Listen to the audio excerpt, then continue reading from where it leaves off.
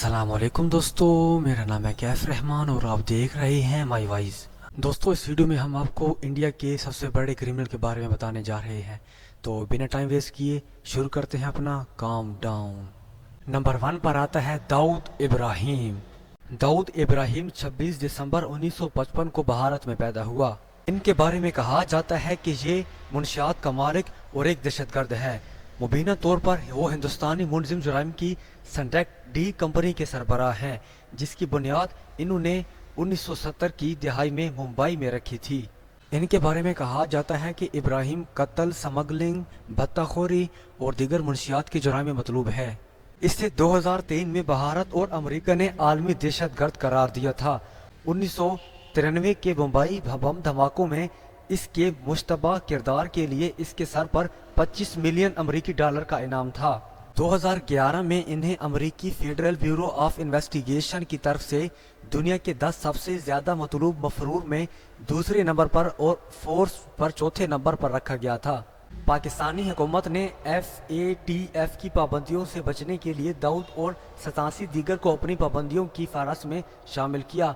इनके कराची पाकिस्तान में रहने की इतला मिली है, हालांकि हुकूमत पाकिस्तान इसकी तरदीद करती है। दाऊद एक मुस्लिम घराने में पैदा हुआ था। इनके वालिद इब्राहिम कास्कर मुंबई पुलिस में हेड कांस्टेबल के तौर पर काम करते थे और इनकी मां आमना बीबी एक घरेलू खातून थीं।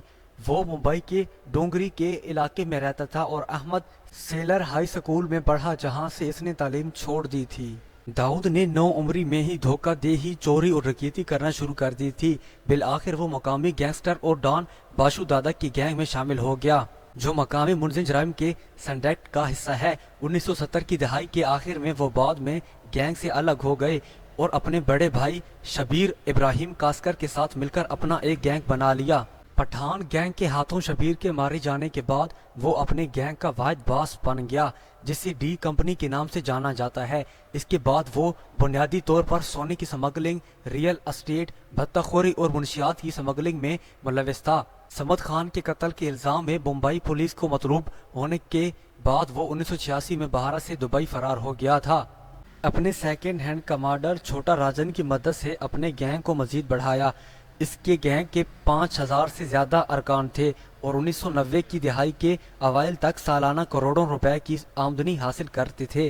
इससे भारतीय हुकूमत ने 1993 के मुंबई हमलों के मास्टर माइंड्स में से एक के तौर पर नामजद किया था। हमलों के बाद वो दुबई से कराची फरार हो गया, जहां कहा जाता है कि वो आज तक मुकीम है।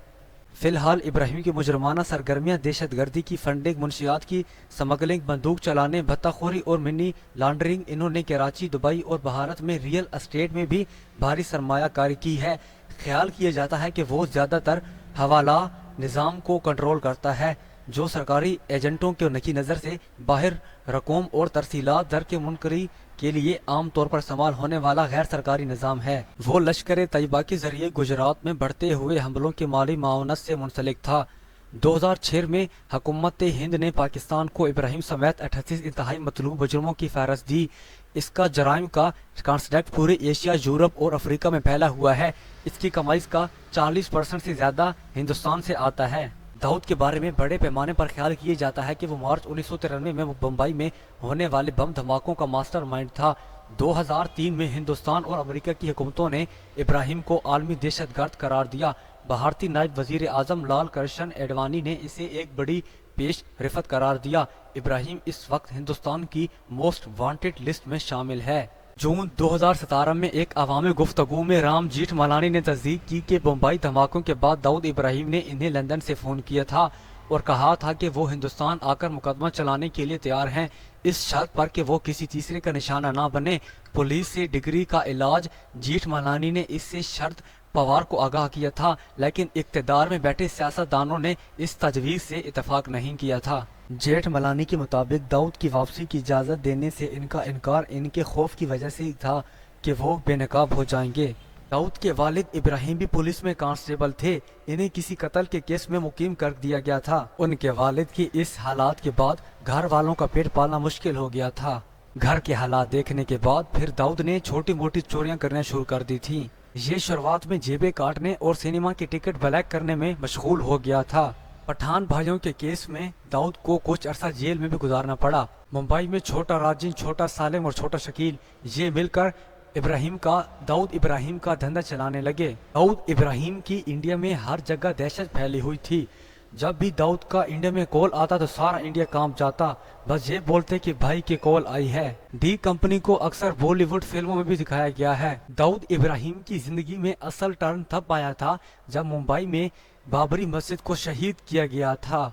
बाबरी मस्जिद शहीद होने के बाद पूरी इंडिया में हिंदू मुस्लिम फसाद होने लग गए। फिर इस मस्जिद के शहीद होने के बाद मुंबई में एक ही जगहों पर 12 धमाके हुए और कहा जाता है कि इन धमाकों के पीछे का हाथ दाऊद इब्राहिम का है। पाकिस्तान का मौक़िफ़ है कि दाऊद इब्राहिम पाकिस्तान में मौजूद नहीं। ये था इंडिया का सबसे बड़ा गैंगस्टर दाऊद इब्राहिम। और अब हम चलते हैं पाकिस्तान के सबसे बड़े गैंगस्टर के बारे में जानने के लिए। दोस्तों, क्या हुआ कि पंजाब के एक शहर मोमिनपुर के इलाके में 15 साल बच्चे के खिलाफ 100 से ज्यादा FIR दर्ज थी। और क्या आप जानते हैं कि सरगोदे का एक गुंडा अमीरों को लूट कर गरीबों में पैसे बांट देता था? जहीर कसाई। ये कहानी शहर में रहने वाले एक कसाई की है और ये तकरीबन 2000 का दौर था। क्या हुआ कि एक दिन जहीर कसाई अपने दोस्त को मिलने उसके घर पर गया, क्योंकि उसका दोस्त बहुत ज्यादा परेशान था उसके घर के माली हालात खराब होने की वजह से। जहीर अपनी दोस्त की बैठक में काफी देर बैठा रहा और अपने दोस्त की हौसला अफजाई करता रहा ताकि वो परेशान ना हो। लेकिन जब जहीर उसकी बैठक से अपने घर वापस आया तो उसे पता चला कि उसके दोस्त ने खुदकुशी कर ली है। जब उसके दोस्त की मौत हुई तो इलाके वालों ने इसका कत्ल का इल्जाम जहीर पर लगा दिया। आपको जानकर हैरानगी होगी कि उस वक्त जहीर की उम्र सिर्फ 15 साल थी। ये उस वक्त बच्चा था जो अपने वालिद के साथ उसकी गोश्त वाली दुकान पर हेल्प करवाता था।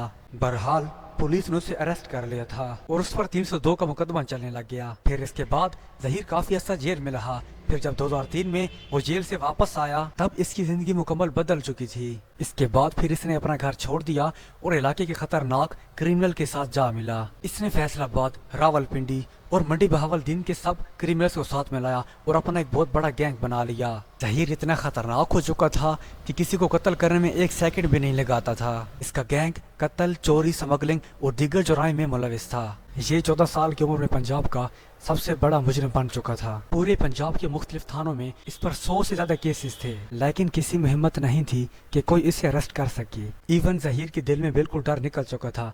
बड़े बड़े क्रिमिनल्स भी इसके सामने आकर डर जाते कि कहीं गुस्से में आकर ये हमारा ही कत्ल ना कर दे। वेल, जब पुलिस हर हाल से इसे पकड़ने में नाकाम रही तब पुलिस ने जहीर के एक साथी को पैसों का लालच देकर अपने साथ मिला लिया। वो गद्दार पुलिस को जहीर के डेरे पर ले गया। फिर जब डेरे पर पहुंचे तो उस गद्दार ने पुलिस को कहा कि जहीर को कत्ल कर दो। पुलिस वालों के सामने उसके एक साथी ने उसको कत्ल कर दिया। फिर पुलिस ने एक फेक रिपोर्ट बना दी। आपको बताता चलूं कि जब जहीर की डेथ हुई तो उसकी उम्र उस वक्त सिर्फ 19 साल थी। जस्ट इमेजिन जब कोई बंदा बिगड़ जाता है तो वो किस कदर खतरनाक हो जाता है। तो आज की वीडियो बस यहीं पर एंड करते हैं। उम्मीद करता हूँ आपको वीडियो पसंद आई होगी।